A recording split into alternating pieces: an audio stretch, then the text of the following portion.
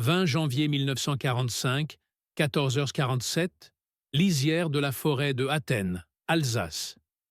La neige tombe en flocons lourds et voraces, collant aux branches nues des pins déchiquetés par les obus, tandis que le grondement distant des canons de 105 mm fait vibrer la terre gelée sous vos bottes crottées de boue rougeâtre, et soudain, l'explosion déchire l'air glacial, un sifflement aigu qui se mue en un rugissement assourdissant, projetant des éclats de shrapnel qui fouettent les troncs comme des lames invisibles.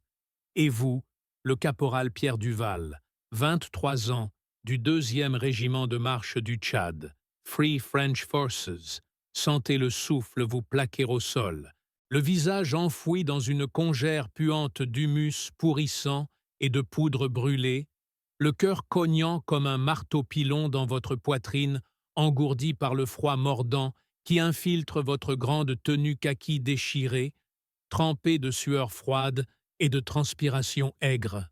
Les hurlements de vos camarades percent le chaos, des cris gutturaux avalés par le crépitement des fusils mitrailleurs MAS-36 qui répondent au staccato infernal des MG-42 allemands, ces mitrailleuses de 7,92 mm qui crachent leur feu nourri en rafales de 1200 coups par minute, déchirant l'écorce et les chairs avec une précision maléfique. Et vous roulez sur le côté, les doigts gourdes agrippant la crosse glissante de votre propre masse. Mais un éclat vous frôle la tempe, chaud et métallique, arrachant un filet de sang qui gèle presque instantanément sur votre joue rasée de frais ce matin-là, dans un abri puant l'huile de moteur et le tabac rance. Le sergent Moreau beugle « Couvrez-moi, Duval! Avancez, nom de Dieu !» Sa voix rauque noyée dans le vacarme, mais une grenade à main Mills explose à 10 mètres, projetant une gerbe de terre noire et de membres disloqués.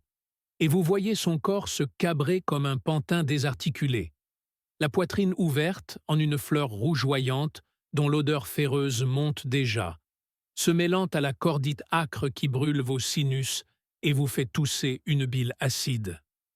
Vous tirez, encore et encore, le recul du MAS-36 cognant contre votre épaule contusionnée, chaque cartouche de 7, 5 mm crachant une flamme orangée qui illumine fugacement les visages terrifiés de vos hommes.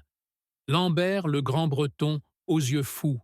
Petit, le parisien qui marmonne des prières entre deux chargeurs. Mais les boches surgissent des fourrés, silhouettes grises en feldgros maculés de neige, leurs casques Stahlhelm luisant sous la lumière blafarde, et leurs STG-44. Ces Sturmgewehr hybrides, crachant 600 coups à la minute, balayent votre position en un déluge de plomb qui ricoche sur les rochers avec un sifflement strident. Une balle vous effleure le mollet, une douleur lancinante comme un tisonnier chauffé à blanc s'enfonçant dans la chair, et vous lâchez votre arme pour presser la plaie, le sang chaud coulant entre vos doigts engourdis, poisseux, tandis que l'ordre de retraite fuse. « Battez en retraite, sauf qui peut !» Mais le chaos est total, les hommes courant en zigzag, trébuchant dans les entonnoirs remplis d'eau gelée qui sucent leurs bottes comme des bouches affamées. Vous courez, le souffle rauque déchirant vos poumons asphyxiés par la fumée âcre des grenades incendiaires qui embrasent les pins, libérant une odeur de résine brûlée et de caoutchouc fondu des pneus éclatés d'un half-track américain abandonné. Ces chenilles figées dans la boue comme des serpents pétrifiés, et derrière vous, le martèlement des bottes ennemies, lourdes et méthodiques, rythmées par les aboiements en allemand. « Halt! Stehen bleiben !» Mais vous plongez dans un fossé bordé de barbelés rouillés, le métal glacé mordant vos paumes écorchées, et vous rampiez, ventre au sol, chaque mouvement une agonie où la neige fond sous votre poids pour redevenir une gadoue visqueuse qui colle à votre uniforme, imprégnant l'air d'une puanteur de terre remuée et de décomposition ancienne. Des heures semblent s'écouler en minutes étirées à l'infini, le froid s'infiltrant par chaque couture, raidissant vos muscles jusqu'à ce que chaque geste devienne un effort titanesque, irréversible, comme si le monde entier conspirait à vous clouer au sol, et vous sentez la peur, pas la peur abstraite, mais cette terreur viscérale qui noue les entrailles, qui fait trembler vos genoux et monter une nausée bilieuse dans votre gorge serrée. La nuit tombe comme un linceul, un noir d'encre piqueté d'éclairs d'artillerie au loin, les obus de 90 sur les vitres, Pâques hurlant dans le ciel, pour explosent en fontaines de terre et de feu, illuminant par intermittence les cratères fumants où gisent les corps de vos frères d'armes, tordus dans des postures impossibles, leurs yeux vitreux fixant le vide étoilé qui perfore sporadiquement les nuages bas. Vous avez perdu votre unité dans la débâcle, le mas arraché par un éclat ou abandonné dans la fuite. Vous ne vous souvenez plus, l'épuisement brouille tout. Désarmé, seul, avec pour tout bagage un bidon d'eau tiède au goût de métal et une grenade Mills oubliée dans votre poche, son levier froid contre votre cuisse. Les heures de marche nocturne vous broient, chaque pas un craquement de neige, qui résonne comme un glas dans le silence oppressant, entrecoupé seulement par le ululement lointain des loups ou le gémissement d'un blessé non identifié, et la faim vous tenaille. Un vide creux qui irradie dans vos flancs, mêlé à la soif qui râpe votre langue gonflée comme du papier de verre. À l'aube du 21 janvier, 06h23, vous émergez d'un bois clairsemé et apercevez, à 500 mètres en contrebas, le camp ennemi. Un périmètre de tentes kaki, tendu sur des mâts de fortune, entouré de fils de fer barbelés rouillés et de sacs de sable tassés par la neige fondue. Des sentinelles en capote grise piétinant pour se réchauffer devant des braseros crachotants qui diffusent une odeur de bois humide et de saucisses rances en train de frire. Des Kübelwagen garés en épis, moteurs encore chauds vibrant à travers la brume matinale, et au centre, une tente de commandement marquée d'une croix gammée pâle, d'où s'échappent des voix gutturales discutant autour d'une table pliante encombrée de cartes jaunies et de gamelles fumantes. Une dizaine d'hommes, peut-être une vingtaine, une compagnie isolée du 6e Fallschirmjäger Regiment, coupée des lignes principales lors de l'offensive Nordwind, affamés, gelés, leurs visages burinés par le froid, encadrés de casques cornus, leurs MP40 pendus à l'épaule comme des appendices mortels. Vous vous figez, le cœur battant un tambour de guerre dans vos tempes, la peur vous paralysant comme un étau de glace. Retourner en arrière signifierait la mort lente par inanition ou capture. Avancer seul, sans armes, c'est de la folie pure, un suicide masqué en bravade. Mais l'épuisité l'emporte, et avec elle, une étrange lucidité, une étincelle de désespoir confinant à la rage. Ils sont routiniers, ces Prussiens figés dans leur protocole, leurs tours de garde rigides, leurs appels matinaux prévisibles. Vous portez encore les épaulettes françaises effilochées, mais sous la crasse et la neige, qui regardera de près. Vous ajustez votre calot de travers, forcez un rictus sur vos lèvres gercées, et vous avancez, chaque pas une éternité où le craquement de la croûte neigeuse sous vos semelles usées menace de trahir votre imposture. Le vent glacé fouettant vos oreilles rougies, portant jusqu'à vous l'odeur entêtante de café ersatz bouilli et de tabac caporal volé aux prisonniers.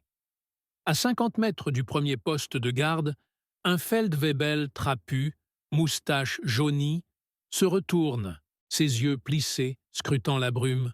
« Werda, identifizieren Sie sich ?» Sa voix éraillée par le froid et la fatigue, le canon de son carabineur 98K se levant lentement, et vous sentez le temps s'étirer, vos tripes se nouer en un nœud gordien, la sueur perlant malgré le gel pour couler dans votre dos comme un serpent froid. Duval, deuxième si, du 142e.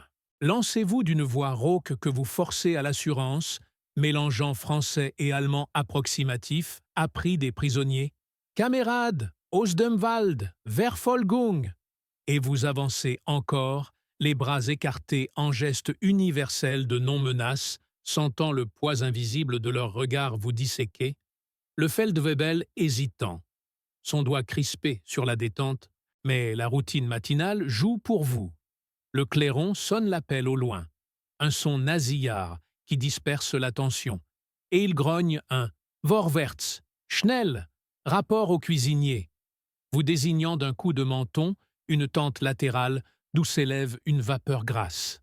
Vous passez, le cœur cognant si fort que vous craignez qu'il ne saute de votre poitrine, frôlant au passage un groupe de soldats accroupis autour d'un feu, leurs manteaux feld-gros rapiécés, dégageant une odeur de sueur rance, de pieds moisis et de poudre noire incrustée, l'un d'eux, un gamin de 19 ans, aux joues caves, vous tendant même une louche de gruauphade sans un mot, ses yeux vides de suspicion grâce à la confusion des rotations de nuit.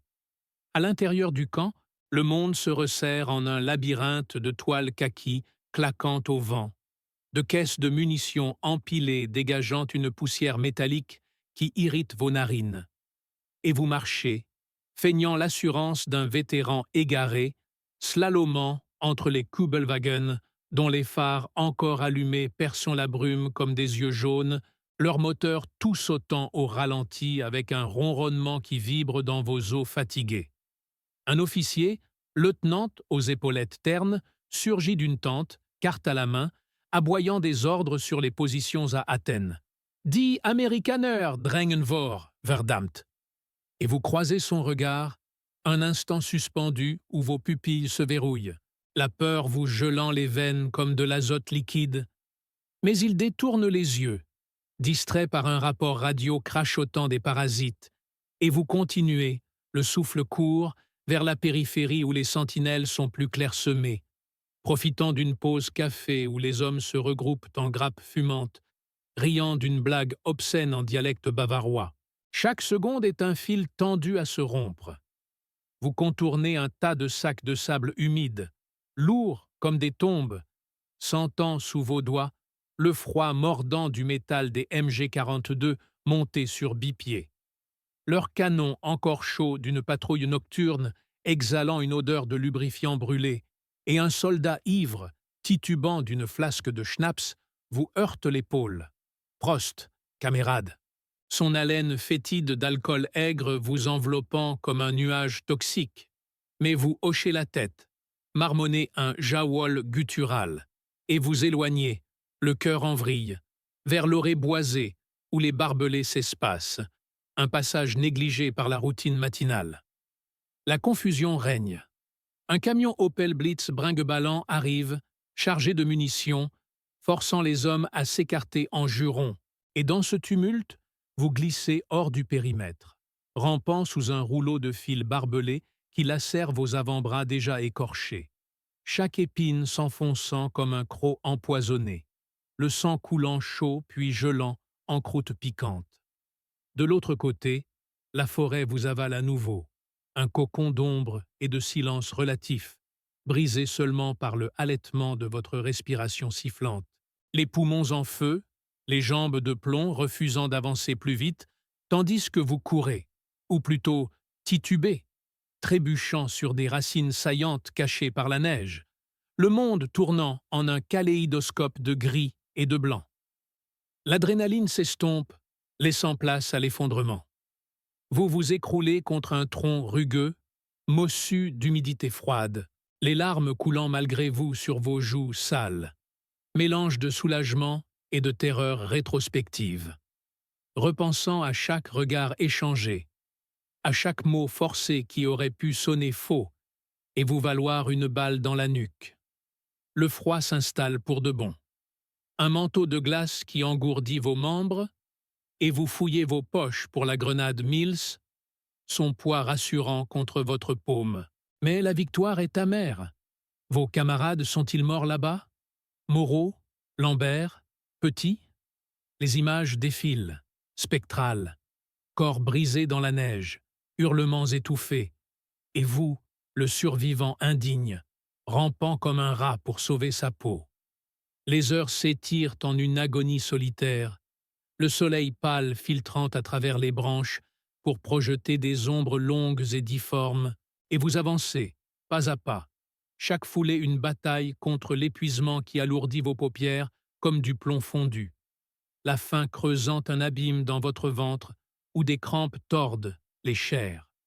Des patrouilles ennemies rôdent au loin, leurs moteurs de motocycles BMW ronronnant comme des bêtes traquantes, et vous vous tapis dans des creux, le nez enfoui dans la terre gelée, qui exhale une odeur de racines pourries et de mort ancienne, le cœur battant à tout rompre à chaque craquement de brindille.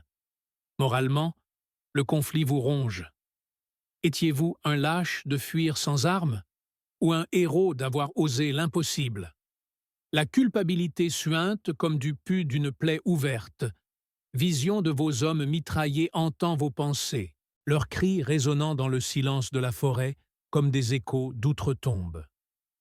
Vers midi, 12h15, vous rejoignez enfin les lignes françaises, près d'un avant-poste du 3e DIA, où un sous-officier ébahi vous hisse d'un fossé, ses mains calleuses serrant vos épaules frêles. « Duval, bon Dieu, t'es vivant !»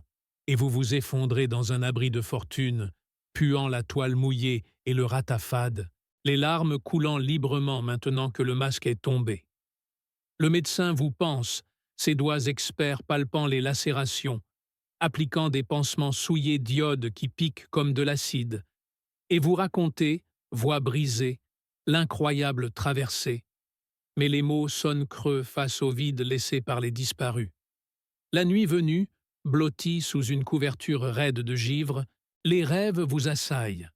Le camp ennemi revisité en boucle, regards suspicieux se muant en fusillades imaginaires, et vous vous réveillez en sursaut, suant froid dans l'air stagnant, le poids de la survie vous écrasant plus lourdement que n'importe quel obus. Les jours suivants se fondent en un brouillard d'après-choc, briefing où votre exploit fait le tour des popotes, murmures admiratifs.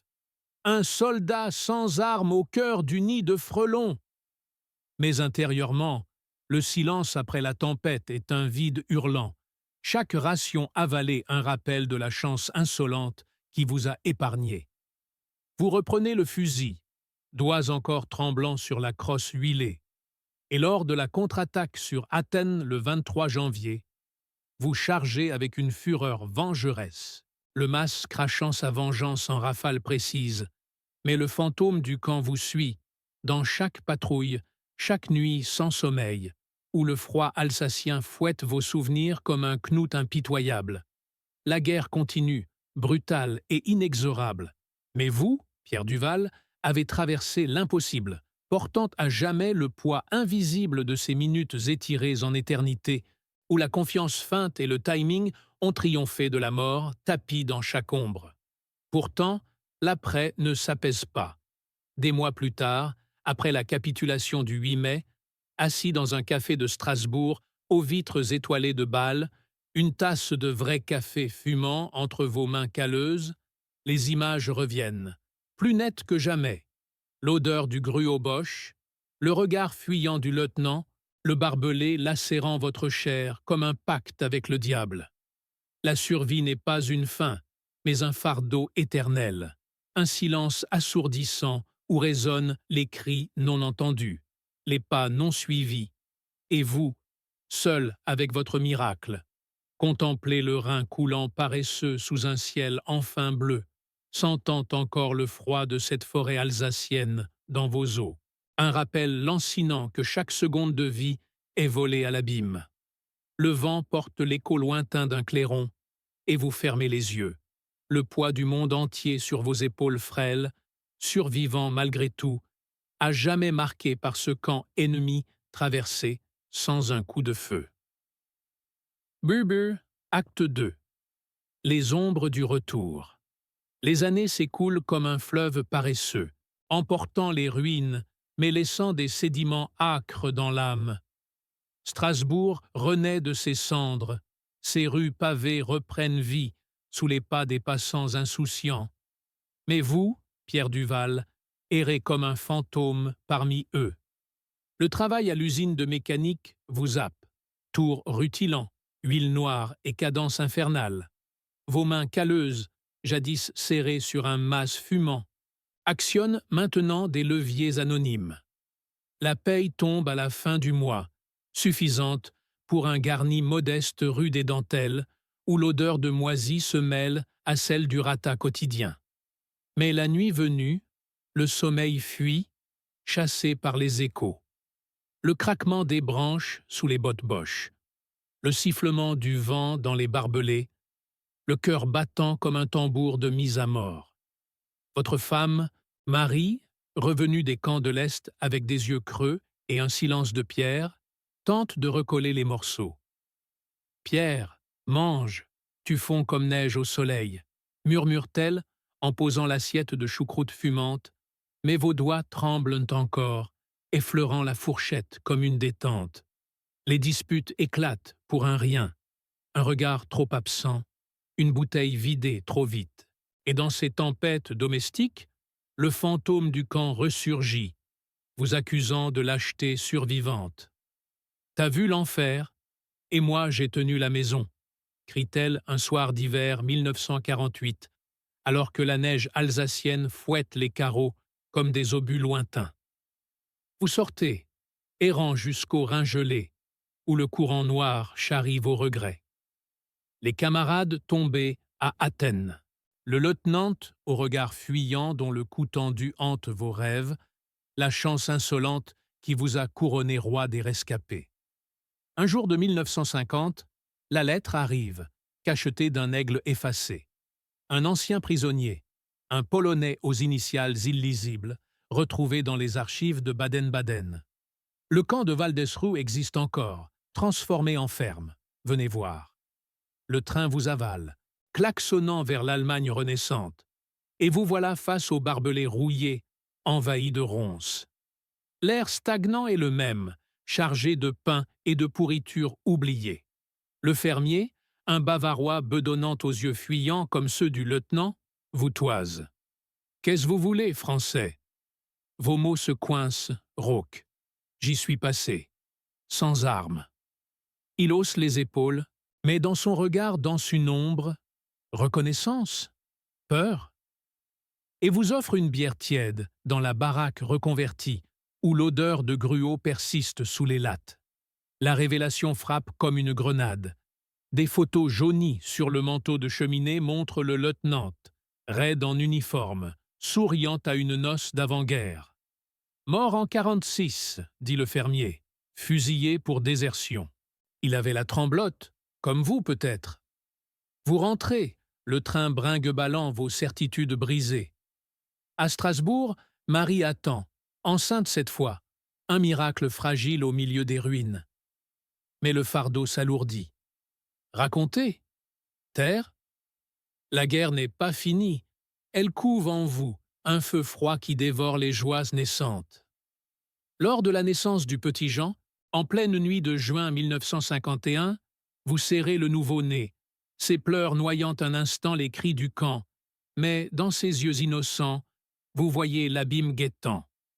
Survivant malgré tout, Pierre Duval, vous avancez, traînant vos chaînes invisibles vers un horizon incertain, où le passé alsacien murmure encore « chaque pas est volé ». Chaque souffle, un défi au diable qui vous a laissé filer. Le Rhin coule, indifférent, et le vent porte l'écho d'un clairon éternel. Athéo. 3. Les années défilent comme des trains fantômes, emportant les décombres vers un miracle ouest-allemand que vous contemplez de loin, depuis votre atelier de Strasbourg, où le métal hurle sous la scie. 1958. Jean titube ses premiers pas, Marie rit, ses hanches élargies par un deuxième, une fille, Claire, née sous les flocons de 60. Vous êtes ouvrier chez Peugeot maintenant, les mains noircies de cambouis, payant des traites pour une maison en lotissement, avec jardin potager et radio diffusant Brassens. La guerre? Un mot tabou, relégué au grenier avec les médailles rouillées. Mais la nuit, le lieutenant revient, son cou tendu pulsant sous la lune strasbourgeoise, et vous vous réveillez en sueur, serrant le fusil imaginaire que vous n'avez jamais eu. Un été 1962, le petit Jean, 7 ans, fouille le coffre et trouve la lettre de Baden-Baden, froissée comme un secret trop lourd. « C'est quoi, papa, Waldesruh? Un jeu ?» Ses yeux, si bleus, si innocents, perçant votre armure. Vous balbutiez « Un mauvais rêve, fiston. Oublie. » Mais il n'oublie pas. À l'école, il dessine des barbelés, des chiens au croc jaune, et l'institutrice s'appelle Marie.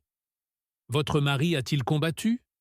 Vous mentez au dîner, la gorge nouée par le gruau du camp.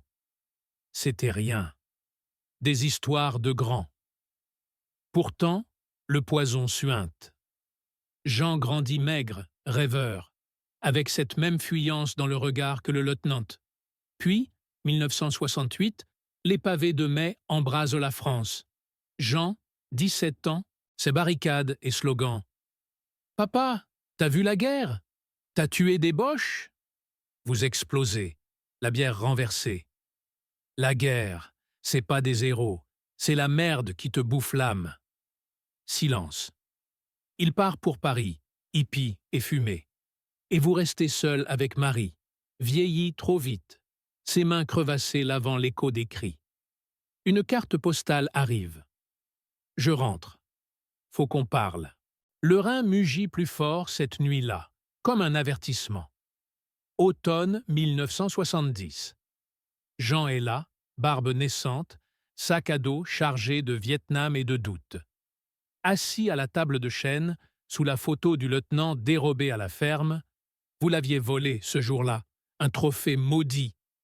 Vous racontez tout, le train de 44, les marches, le colis de Marie, le tir manqué du lieutenant, la chance insolente. J'ai survécu, mais pas indemne. La guerre, c'est un ver qui ronge, fiston.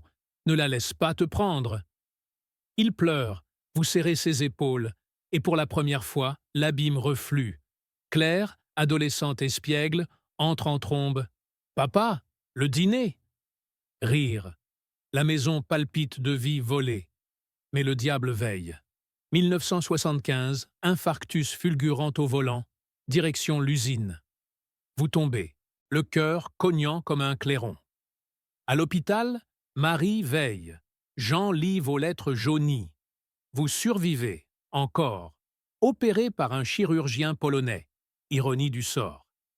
De retour, boitant, vous vendez l'atelier. Achetez un billet pour Baden-Baden avec Jean. La ferme est un musée maintenant, barbelé en vitrine. Le fermier est mort. Sa veuve, ridée, vous tente une photo.